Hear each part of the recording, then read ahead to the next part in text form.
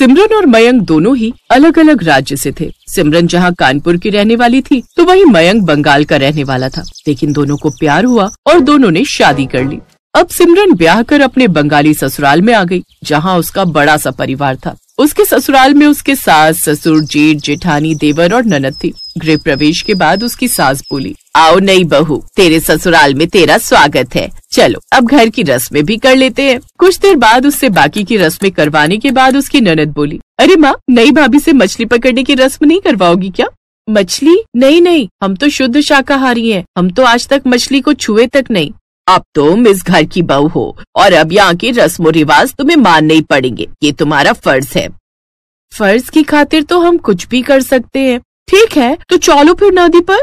उसके ससुराल वाले उसे नदी पर ले आते हैं। बहू रानी, ये नदी नहीं बल्कि अपना गांव के एक तरीके से मछली मंडी है, जहाँ से तुम्हें अब मछली पकड़ कर लानी है। लेकिन हमको तो पानी से डर लगता है।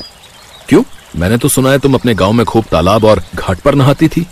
अब नखरे ना दिखाओ देवरानी जी और जल्दी से मछली पकड़ कर ले आओ। ये कहकर उसकी जेठानी उसे धक्का दे देती है। वो नदी में गिर गई, लेकिन मछलियों से उसे घिन आने लगी। उस नदी में ढेर सारी मछलियाँ थी, लेकिन उसने अभी तक एक भी मछली नहीं पकड़ी थी। तभी बाहर खड़े उसके ससुराल वाले उससे फरमाइश करने लगे, भाभी, मेरे लिए तो हिलसा मछली पकड़ लेना और हमारे लिए रोहू मछली। अरे बहू, हमारे लिए सिंघाड़ा मछली। मुझे और तेरी सास को यही पसंद है। इसी तरह सबने अपनी अपनी पसंद की मछलियों के नाम बता दिए। मैंने पहली बार लाइफ में इतनी नजदीक से मछली देखी है। ऊपर से ये लोग ऐसे नाम बता रहे जैसे मछली मंडी की मैं बड़ी व्यापारी हूँ। लेकिन क्या करे सिमरन, अब तेरे फर्ज का सवाल है। सिमरन एक एक कर मछली पकड़ने लगी। ऐसा करते हुए उसे लगभग 2-3 घंटे लग गए। तब कहीं जाकर वो 8 मछलियाँ पकड़ पाई। कुछ देर बाद वो सभी घर आ जाते हैं। बहू, अब जल्दी से इन मछलियों को अच्छी तरह धोकर बना डाल, और हाँ, मेरे लिए तो उसका सिर रख देना। सुना है मछली का दिमाग खाने से दिमाग तेज होता है, और हाँ, आंखें भी, क्या पता आंखें भी तेज हो जाए। जी माँ जी। सिमरन अब YouTube पर मछली बनाने की रेसिपी देखने लगी और उसे देखकर उसने मछली बना डाली। फिर किसी तरह सबने मछलियाँ खाई सिवाय सिमरन के, और वो भूखे पेट ही सो गई। ऐसे ही दिन पर दिन बीतते गए। सिमरन के ससुराल वालों को तीनों वक्त मछली चाहिए होती थी। नाश्ते में मछली, दिन में मछली भात और रात में ग्रेवी वाली मछली। ऐसे कुछ दिन बीते। अब सिमरन गर्भवती हो गई। फिर एक रोज, ये देखो ममता, मैं कितनी बढ़िया और इतनी बड़ी मछली पकड़ कर लाया हूँ। आज हम सभी दोस्त मछली वाली नदी में गए थे नहाने के लिए, वहीं से इसे पकड़ कर लाया हूँ। बेचारी सिमरन फिर से मुंह पर कपड़ा लपेटे रसोई में जाती है और अपना फर्ज निभाते हुए उस मछली को जैसे ही काटने लगती है, तभी वो मछली बोल पड़ती है, छोड़ दो मुझे, छोड़ दो, मैं गर्भवती हूँ। मेरे पेट में नन्हे नन्हे बच्चे हैं। कम से कम उस नाते तो मुझे छोड़ दो। तुम्हें देखकर लगता है तुम भी माँ बनने वाली हो। कम से कम उस नाते ही मुझे छोड़ दो। पहले तो बोलने वाली मछली को देखकर सिमरन को हैरानी हुई, लेकिन फिर उसको उस पर दया आ गई। सिमरन उस मछली को बाथरूम में ले गई और पानी से भरे एक टब में छुपा दिया। उधर सब लोग खाने की राह देख रहे थे। जब काफी देर तक भी वो खाना नहीं ला पाई, तब सब घर वालों को उस पर बहुत गुस्सा आया। सिमरन बहू, 2 घंटे हो गए और तुमने अभी तक मछली नहीं बनाई। माफ कीजिएगा, वो मैं जब मछली काटने लगी तो वो खिड़की से उछलकर बाहर चली गई, इसलिए मैंने ये दाल चावल भी बना दिए। हम इतनी देर से मछली खाने के लिए चटकारा लिए जा रहे थे और तूने ये दाल चावल पका कर रख दिए। हमारा बेटा इतनी मेहनत से इतनी बड़ी मछली पकड़ कर लाया था और तुमने उसे भगा दिया। ये ऐसी गलती ना करे, इसलिए इसको सबक सिखाना जरूरी है। मारो इसे। सभी मिलकर उसे मारने लगते हैं। अपने परिवार के सामने मयंक भी उसे कुछ नहीं बोल पाता, लेकिन उस मछली की खातिर सिमरन वो मार भी सह लेती है। फिर शाम को सबके सोने के बाद, चिंता मत करो, मैंने किसी को तुम्हारे बारे में कुछ नहीं कहा। तुम्हारे चेहरे पर ये निशान कैसे है? वो मैंने उनसे बोल दिया कि मछली काटते वक्त वो उछलकर भाग गई, इसलिए गुस्सा होकर मेरे ससुराल वालों ने मुझे खूब मारा पीटा। क्या तुमने मेरे लिए मार खाई? मैं जानती हूँ तुम भी भूखी हो, लेकिन तुम चिंता मत करो, मैं एक जादुई मछली हूँ। मैं तुम्हारे लिए शाकाहारी खाना अभी पेश करती हूँ। वो मछली अपने जादू से कई तरह के पकवान पेश करती है। फिर दोनों अपना अपना खाना खाने लगी। कुछ देर सिमरन वहीं बैठ गई और उस मछली से अपना सुख दुख बांटने लगी। जब से हम ब्याह कर यहाँ आए हैं ना, हमें बिल्कुल भी अपनापन नहीं लगा यहाँ, लेकिन तुमसे बात करके मन काफी हल्का हो गया। तभी बाथरूम के बाहर से मयंक की आवाज आई। मछली ने अपने जादू से वो खाना गायब कर दिया और खुद टब के अंदर पानी में छुप गई। दरवाजा खोल सिमरन बाहर आई। मैं देख रहा हूँ तुम आजकल अपना समय कुछ ज्यादा ही बाथरूम में बिताने लगी हो। जी, वो बस थोड़ी गैस बन गई थी। अच्छा ठीक है, काफी रात हो गई है, चलो अब चलकर सो जाते हैं। अब वो दोनों सोने चले गए। अगले दिन फिर से उस मछली ने कई तरह के पकवान सिमरन को खाने को दिए। ऐसे ही दिन बीत गए। एक रोज जब सुमित्रा उस बाथरूम में थी, तभी अचानक पानी के उस बड़े से टैंक में हलचल हुई। हो ना हो, इस पानी में जरूर कोई गड़बड़ है। तभी सिमरन वहाँ आ गई और बात को संभालते हुए बोली, वो माँ जी शायद कोई चूहा है। कल मैंने 2-3 चूहे यहाँ देखे थे, वो भी बड़े वाले। अरे बाप रे, बड़े वाले चूहे, उनसे तो मुझे बड़ा डर लगता है। ना ना ना, मुझे इस बाथरूम में नहाना ही नहीं है। सुमित्रा डर कर वहाँ से भाग गई। ऐसे ही वक्त बीता। फिर सिमरन ने एक बेटे को जन्म दिया। उस मछली को जिसे वो पाल रही थी, उसने भी 4-5 छोटी छोटी मछलियों को जन्म दिया। अब सिमरन उन सब के लिए फ्रिज से सब्जियां निकाल कर ले जाती और उन्हें खाने के लिए देती रहती। ऐसे ही समय बीता, लेकिन अब उसकी सास को सिमरन पर शक होने लगा। हो ना हो, दाल में कुछ काला तो जरूर है। मैं रोज इतनी सब्जियां लाती हूँ, लेकिन आखिर वो जाती कहाँ है बड़ी बहू? मुझे क्या पता माँ जी, सबका खाना तो वो सिमरन ही बनाती है, उसी को पता होगा। ठीक है, चलो मेरे साथ। वो सभी के सभी सिमरन के कमरे में जाती हैं, जहाँ बाथरूम से उन्हें आवाज आ रही थी। आवाज सुनकर वो बाथरूम के अंदर ही चली गई। उस रोज सिमरन भी दरवाजा बंद करना भूल गई थी। उन लोगों ने देखा सिमरन उस बड़ी मछली से बातें कर रही है। इसका मतलब तूने हमें धोखा दिया। वो मछली भागी नहीं थी, तूने ही उसे छुपा लिया था। हमारे साथ धोखा किया तूने। अब हम तुम्हें नहीं छोड़ेंगे। आज तो मारी डालो इस सिमरन को। वो सभी सिमरन को मारने के लिए आगे बढ़ते हैं कि तभी वो मछली बोल पड़ती है, रुक जाओ सब, तुम लोग इंसान होकर इतने बड़े पापी हो सकते हो? ये तो हम मछलियों ने कभी नहीं सोचा था। सारे जीव एक दूसरे को खाते हैं, इसमें कोई पाप नहीं। लेकिन ये सिमरन, ये तो बेचारी शाकाहारी है। इसके लिए तुम शाकाहारी खाने की व्यवस्था नहीं कर सकते? जब ये शाकाहारी होकर तुम सबके लिए मांसाहारी खाना बना सकती है, तो तुम लोगों को भी तो इसके बारे में सोचना चाहिए ना। और मयंक, तुम तो प्यार कर अपनी पसंद से इसे ब्याह कर लाए थे ना, फिर इसके साथ ये सब। और बुढ़िया, तुझे मछली की आंखें खाने का बहुत शौक है ना? अब से तेरी आंखें ही नहीं रहेंगी और तुम सबका शरीर भी मछली जैसा बन जाएगा। तभी उन सबका शरीर भी मछली जैसा बन जाता है। अब उन सबको अपनी गलती का एहसास होता है। वो उस जादुई मछली और सिमरन से माफी मांगते हैं। सिमरन उन सबको माफ कर देती है। अब वो कभी सिमरन को तंग नहीं।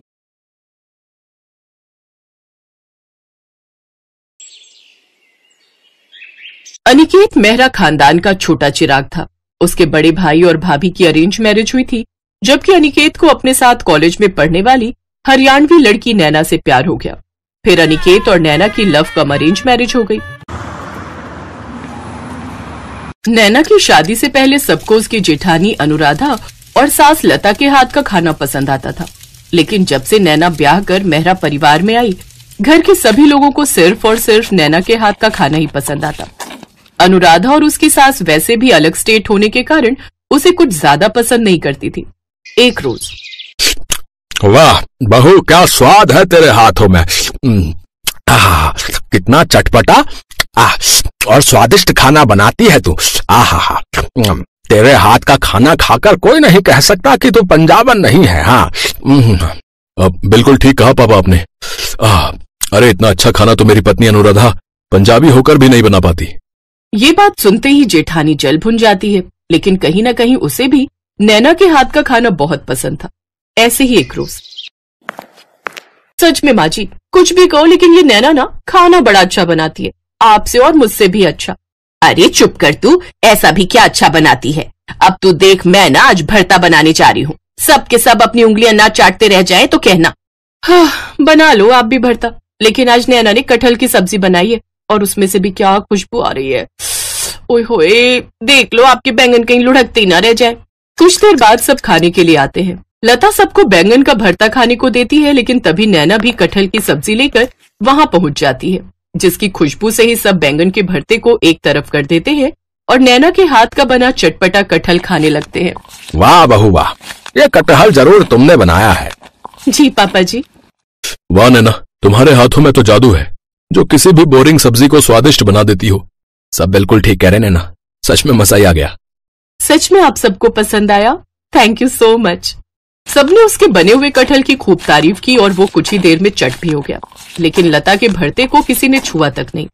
रहने दो माँ जी, आपके बस की बात नहीं है उस नैना को हराना। अब आप देखो मैं कल कैसे सबके लिए पंजाबी छोले भटूरे बनाती हूँ और सबकी वाहवाही लूटती हूँ। अगले दिन अनुराधा छोले भटूरे बनाती है। अरे बड़ी बहू, अभी तक तेरे छोले भटूरे बने नहीं क्या? बस माँ जी, कुछ देर और अब बढ़िया खाना बनेगा तो समय तो लगेगा ही ना। आप चक्कर बताओ कैसा बना है। वाह, बना तो काफी बढ़िया है। चल अब जल्दी से परोस दे। अनुराधा सबको छोले भटूरे परोसती है। सब खा ही रहे होते हैं कि तभी नैना मंदिर से आ जाती है। अरे ये क्या भाभी, आपने छोले भटूरे क्यों बना दिए? मैं तो सबके लिए पाव भाजी बनाकर गई थी, वो भी नींबू डालकर चटपटा सा। ये सुनते ही उन सबके हाथ वहीं रुक जाते हैं और वो नैना से पाव भाजी लाने की जिद करते हैं। नैना जैसे ही पाव भाजी लेकर आती है, सब उस पर झपट पड़ते हैं। अब अनुराधा के छोले भटूरे एक तरफ रख दिए जाते हैं और सब पाव भाजी खाने लगते हैं। अरे वाह, क्या खुशबू आ रही है। थोड़ा और दो ना। हाँ है, लीजिए ना। वाह बहू, तो आई है ना, तब से तो खाने पीने की मौज हो गई है हमारी यहाँ। ये सुनकर जेठानी और सास जल भुन जाती हैं। ना जाने क्या जादू है इस कमबख्त के हाथों में, जो इसके आगे किसी को हमारा खाना पसंद ही नहीं आता। अब आप ही बताओ माँ जी, क्या कमी थी मेरे छोले भटूरों में? कमी तो कुछ नहीं थी बहू, लेकिन फिर वो पाव भाजी के स्वाद के आगे जरा फीके थे। समझ में नहीं आता आखिर क्या जादू है इस छोटी बहू के हाथ में। ऐसे ही कुछ दिन बीतते हैं। एक रोज नैना का जेठ उसे बुलाकर कहता है, नैना, नैना। जी भैया। नैना, कल मेरे बॉस और उनकी वाइफ डिनर पर आ रहे हैं, तो तुम कुछ ना अच्छा सा बनाकर तैयार करना। जी ठीक है भैया।